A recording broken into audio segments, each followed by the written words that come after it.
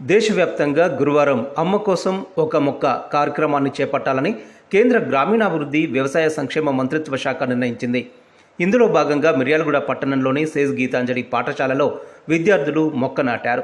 పర్యావరణ కాలుష్యం పెరిగిపోతుండటంతో ప్రజల్ని విస్తృతంగా మొక్కలు నాటేలా ప్రోత్సహించేందుకు కేంద్ర ప్రభుత్వం తీసుకున్న నిర్ణయాన్ని స్వాగతిస్తూ పాఠశాల ఆవరణలో మొక్క నాటారు.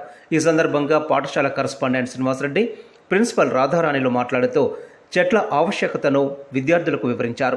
గ్లోబల్ వార్మింగ్ తగ్గించడానికి, సకాలంలో వర్షాలు సమృద్ధిగా కురియడానికి, భూగర్భ జలాలు పెంపొందించడానికి చెట్లు ఎంతగానో దోహదపడతాయన్నారు. ప్రధానంగా ఆక్సిజన్ను అందించడంలో, కార్బన్ డయాక్సైడ్ను గ్రహించడంలో చెట్లు ప్రముఖ పాత్ర పోషిస్తాయన్నారు. అమ్మ పేరుతో అమ్మ కోసం ప్రతి ఒక్క విద్యార్థి తమ ఇంటి ఆవరణలో మొక్క నాటాలన్నారు. ప్రభుత్వాలు సైతం చెట్లను వృద్ధిపరచడానికి ప్రత్యేకంగా కార్యక్రమాలు చేపడుతున్నాయన్నారు. మొక్కలు నాటడమే కాకుండా వాటి సంరక్షణ బాధ్యతను కూడా చేపట్టాలని కోరారు.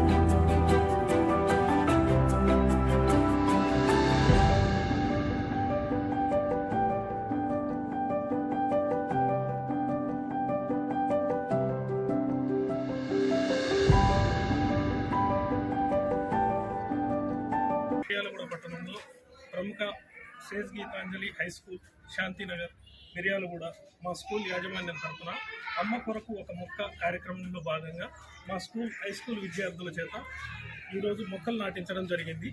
ఇది ప్రతి ఒక్కరు కూడా సామాజిక బాధ్యతగా భావించి దీన్ని మనము అందరూ ప్రతి పేరెంట్కి చిల్డ్రన్ ఒక మొక్క కానుకగా బహుమతిగా నాటి దాన్ని పోషిస్తూ, దాన్ని అంటే నాటడం ఒక్కటే కాదు, దాన్ని పరిరక్షిస్తూ దాన్ని ఎదిగే వరకు వాళ్ళు రోజు అబ్జర్వ్ చేస్తూ పెంచినట్లయితే వీటి వల్ల మనకు చాలా ప్రయోజనాలు ఉన్నాయి.